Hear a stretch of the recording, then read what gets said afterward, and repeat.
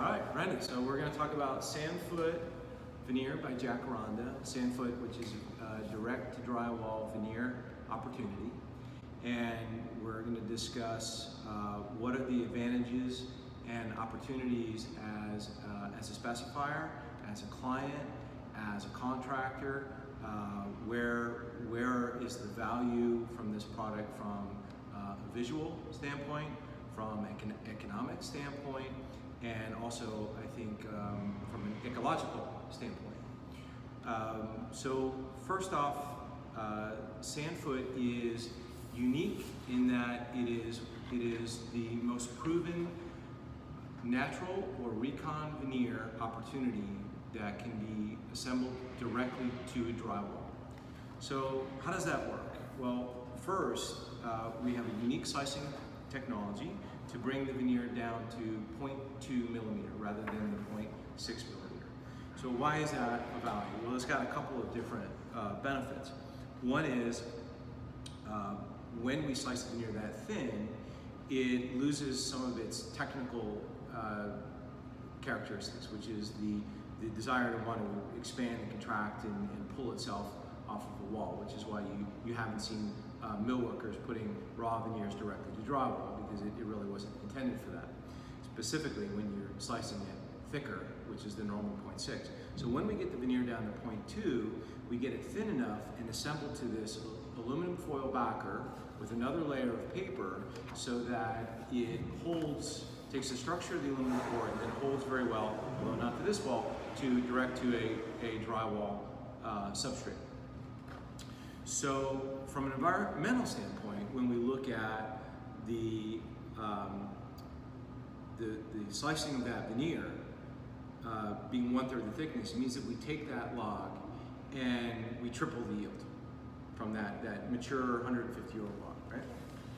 So the questions that I like to start off with, just to sort of get a sense of the firm and what it is that you're working on, and what are some of your challenges. So the first question I have is, what percentage of projects that you generally work on have millwork, walls, or ceilings? I don't know. Predominance. It's usually predominance. Okay. It's common, depending on the market. It's more than 50%, especially in hospitality and also corporate environments. Those are, of course, going to be the key markets. But we also often see retail and also even residential projects, for that matter. So the next question I like to ask is, how many times in working on a project is the client looking to you as the specifier to bring them premium materials, sort of a champagne taste, but on a beer budget? All the time. Constantly, right? Constantly. Right. And I know sometimes the owners aren't so motivated by it, but we as specifiers have a responsibility to be ecological. So how often are you trying to be ecological in specifying solutions for your clients? I think most of the time. Most of the time. So what I think is most powerful about the Sanfoot opportunity is that it checks all of these boxes, right? In particular, in going direct to drywall. So we start off with this photo, which is in all of our marketing materials. And this is the famous Alice Tully Hall in Lincoln Center in New York. And I find it very interesting. So I started this whole conversation, we're preaching about the Jacaranda Sanfoot veneer direct to drywall, but in this particular application, none of it is direct to drywall. And so then we ask the question, when there are so many different veneer options in the marketplace, then why are we all over this project and not somebody else? And I think the right answer to that is that the Jacaranda team is able to provide multiple technical backers, whether it be a foil back, a paper back, or a translucent back, that allowed the design team to achieve their goals in this project. And we're going to talk a little bit about what some of those goals are. And you'll see the result of it. Here you have one log that's achieved the entire project, the Mowabi log, So there's the benefit we talked about earlier, which is Amazing. tripling the yield from those old growth trees that we most want to protect, right? So you have the visual consistency, and you have that ecological benefit in consuming 1/3 less of that raw material. Next is our ability to put some translucent backers, which we'll show you later in the photo, and then also a foil back, which goes direct to fire doors here, and then the paper back used by the standard millworker. And then the Jacaranda team is also able to communicate which of those veneer sheets in the sequence required what specific backer to go in what specific place in that project. So we're a lot more than just a veneer to drywall opportunity, but we're going to focus mostly in this presentation on veneer to drywall.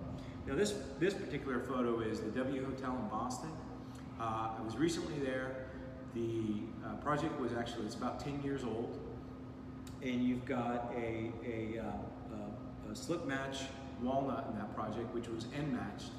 I had a really hard time looking for the end matches on this, so I think it's just a perfect example of how well this material seams, and that would be done by overlapping and then cutting with a razor blade, so you don't miss on the seams every time. And a project like this was installed for about $15 a square foot. And I want to bring that number up because I think it's important to compare where we are as a veneer to drywall solution versus a standard millwork option. So then the next question I have is, do you have any concept of what millwork costs direct to drywall or that are engineered to a wall or a ceiling? No, Most, not really. most people don't. Most people don't, because it's part of the architectural millwork package. So everything is in there, right? You've got your cabinetries, your wall panels, your ceiling panels, and so it's not something that's going to be spelled out for you specifically. But what I'm here to tell you from my 2.5 decades of doing millwork and being responsible for millwork wall systems across the North American market is that the bottom basement price for a standard P-lam wall system or a non-sequenced veneered wall system is going to be about $45 installed a square foot. And no matter where I go, no matter who I talk to, this number is consistently the case. Now, there are different factors that would drive it up from there, like fire classification if you needed a Class A. Other things would drive the cost up, like if it were a union labor market, right? And then when you said, well, I don't want just the standard stuff, I want really a premium wall. I want something that's, and you're talking about millwork, and I want sequencing, and I want end matching. Now you're north of $85 installed a square foot. So when Sanfoot can come to you with the same result at $15 a square foot, and the visual aesthetic is the same, it's a very difficult argument to say, oh, we should have gone millwork, right? Not to mention that now your core is your drywall, so you've negated chopping down all those other trees that you would have had to provide cores for the core and the balancing layer and the freight and the lead time and all the other aspects that you would need to put millwork to the wall. Adding to that, are the studs sufficiently of a sufficient gauge to support the 4 pounds per square foot that you have in a 3/4 MDF panel with a veneer? What system are you going to use? So these are all variables that have to be considered when you're working with millwork. Not to mention that 8 weeks of production generally is normal for a millwork fabrication supplier, and then of course you have time to freight and then install those systems. Millwork installation is generally $10 to $15 a square foot is the labor rate, versus 2.5, usually no more than $5 a square foot when you're veneer direct to drywall. So we're saving money. In 6 weeks we can give you a custom Sanfoot where you pick the sheen, the species, the match, all of these things, and you can have that within 6-week turnaround, and it's a very quick install. So we're saving time, we're saving money, we're saving natural resources. When your goal is to put veneer to walls or ceilings, it's a hard argument not to use the Sanfoot solution. So here's just another project we did, a medical center for some more ceilings and walls. A real tremendous look. Always Class A when we're fire rating, when we're talking about Sanfoot. And here's another project that we're quite proud of. This is the Eco Condo in North Miami. This is actually a recon solution. So I've got a sample of recon veneer right here. In fact, it's very similar. This is our charred recon plank. So we would brand this as the Sanfoot Fine Tech solution. So now I know you're familiar with what recons are, but for everyone else that's not fully familiar, what recon veneer is a manufactured block, almost like baking a cake, right? So we're able to recreate a manufactured block by doing a rotary cut veneer, and then some of those sheets of veneer are dyed, and then they're stacked, but then we're often creating a form in that log. They're stacked and glued together, effectively making a manufactured block. I've had one designer call it like American cheese, or maybe like wood bologna, so to say, right? But very often I have specifiers who come to us and say, well, we want wood, they're set on that, they're set on a natural material, but then they have an expectation of consistency which is not natural in any way. And so recon veneers are a great solution to creating something consistently, okay? And that's why that was the right choice for the Eco Condo in North Miami, where we had 1,600 sheets, and these sheets were done custom at the factory to measure 13 foot by 3 feet.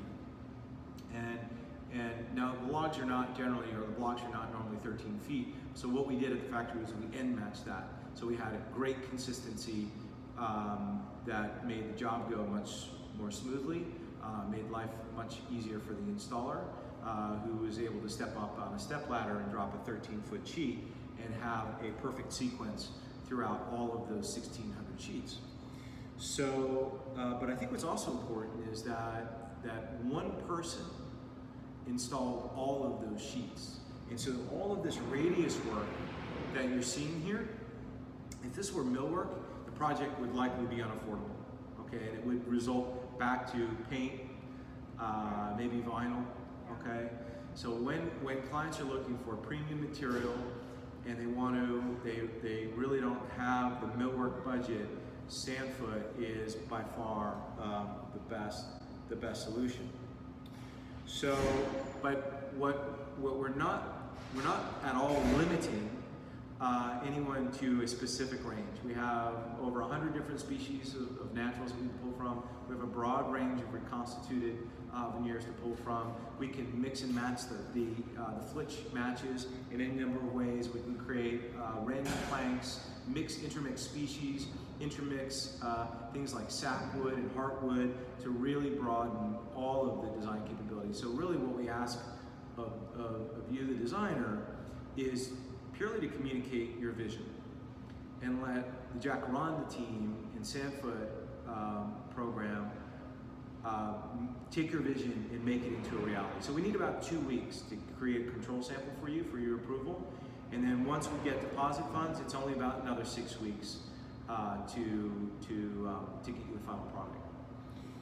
So moving on, just different cool plank opportunities there. And I want to talk about, this was Oscar. Oscar was the installer on this project in Fort Lauderdale I was recently on. And so this is showing the Romans clay-based adhesive. He's got a simple thick nap paint roller, and he's just saturating the back of that sheet with adhesive. And I think another amazing feature in the Sanfoot program is the sequencing for us is standard. So every sheet on the back of it will show where the sheet fell within the sequence. It also shows what log it was.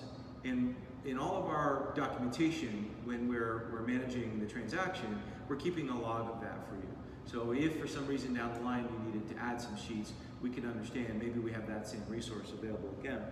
But I think what it does is it takes this sequence millwork opportunity, which is normally north of $80 a square foot, right? And it makes it a Sanfoot standard very, very often well under $20 a square foot installed. So more than one quarter the cost.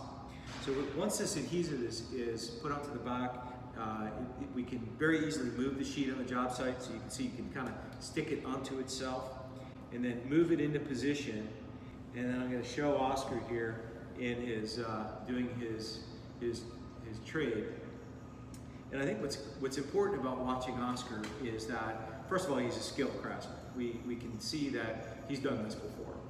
But you can also see how quickly he is going into very difficult situations. So what you see in these two side-by-side videos is doorways, inside corners, cables coming out of the wall. You see wall outlets. For the millworker, for my 2.5 decades watching millworkers get challenged with this, these are very time-consuming, very challenging things to execute. Normally it means having a small shop set up somewhere on the job site. It means having table saws and routers and creating lots of dust and guys going back and forth, carrying big heavy panels and doing God knows what, to the walls in the process, right?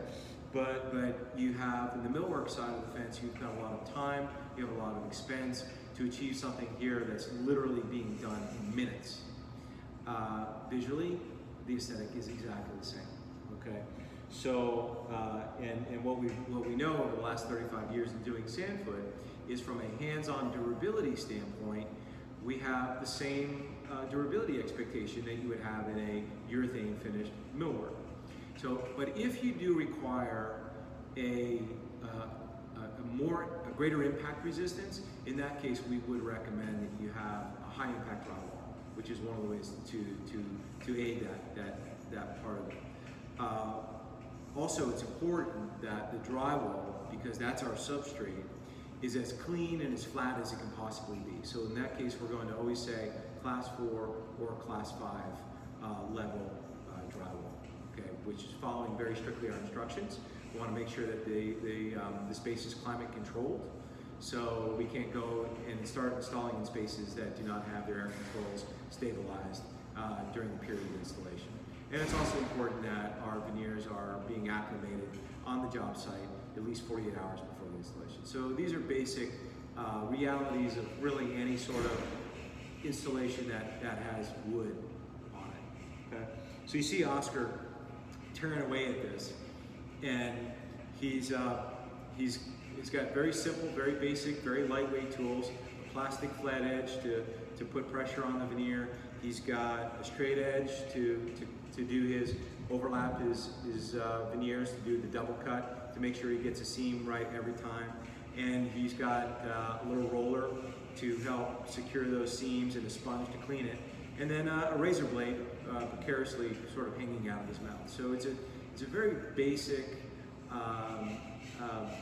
install from a tooling standpoint, which of course all translates into speed and cost savings.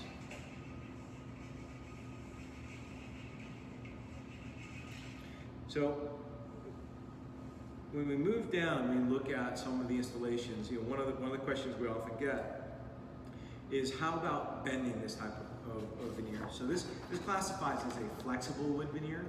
So because the veneer is so thin, you're not going to get that cracking or that breaking that you would normally get in a traditional veneer thickness. So when you hit outside corners, or you're going to wrap profiles, like say maybe door frames or things along those lines, we would ask you to moisten the veneer, the surface of the veneer, and then you can bend it parallel with the grain.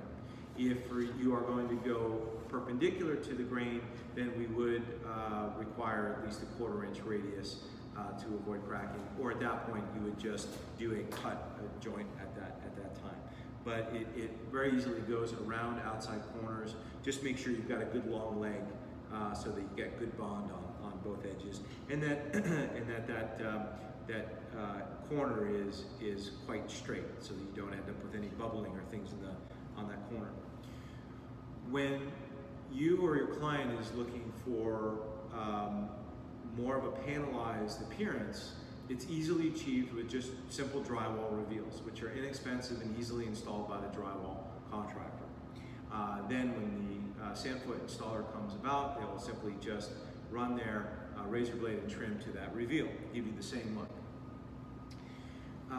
Being creative, communicating with your installer, alternating patterns, all of these things are relatively inexpensive options when you're working with Sanfoot.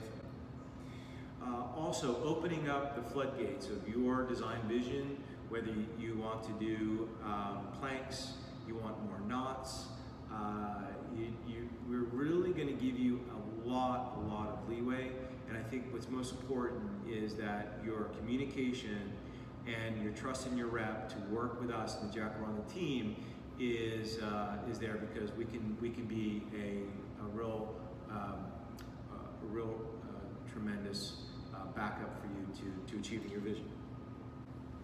So here's just some fun photos of things like our starburst pattern, and this back to Alice Tully Hall, showing you what happens when the lights go down. So just to reiterate, none of this being the drywall. This is for those very highly complex technical organizations of blueprint matching the sheets of veneer, so we know exactly what sheets are going, where the sheets are going, and also what backer is necessary for that particular area, whether it's a paper back, whether it's a translucent back, part of our Transtech series, or if it's going to be aluminum back, say because you're going to these metal fire doors. All right? Some fun things we've done. This was for Starbucks in Beijing, on the ceilings here to a metal ceiling tile. And then because the veneer is so flexible, it allows us to fold over these aluminum profiles. And I want to show this photo because I think it's important to first say none of this product in this photo is a Jacaranda product. Okay, this was just a millwork job that I walked in on, and I think it's one of these things that as a specifier you absolutely have to be aware of, because if you just specify flat cut walnut on a wall system and you don't use the keyword sequenced, and you're squeezing everyone on budgets, or your client is squeezing everyone on budgets, or your GC or whoever's doing that, and you end up with that $55 square foot wall that's not sequenced, you can end up with some serious patchwork in there, and no rhyme or reason, and it could be quite disappointing, the finished end result. So I think it is vital that you, when you're specifying, you're mindful that the keyword sequence, especially when you're working with natural veneers, will define an end result, but will also define a price point upwards into that $80+ a square foot range. Okay. So some other fun products we're doing with Tamo Ash, absolutely beautiful, and center balance and sequence. So I'd like to go and just discuss with you some of these different matches, and I love these samples because they allow us to have the conversation like we just did with the Recon. So here, how we have random matches, how we can manipulate the different dimensions of the flitches, we can manipulate the different cuts, we could even manipulate different species in there. So this is just one way that you're going to create your vision. Rotary cut veneers, you know, when you go into Home Depot and you look at your Home Depot plywood and so forth, that's going to be just like peeling an apple, right? You're going to get a lot of puddling, a lot of activity in that graining right there. This would be the slice that they would use in creating a recon. Now your flat cuts is where you're going to get your cathedraling and more activity in the veneer. And so we're just going to cut that log in half, and you'll get the wider flitch. We normally trim the sapwood, which is the much lighter wood off the edges, but more and more we're seeing customers who are liking to see that like you see in this wall, the sapwood integrated with the heartwood, the darker heartwood, right? So, but rift cut, which we normally see in a white oak, which is quite popular, and you get a very linear graining, as you can see there.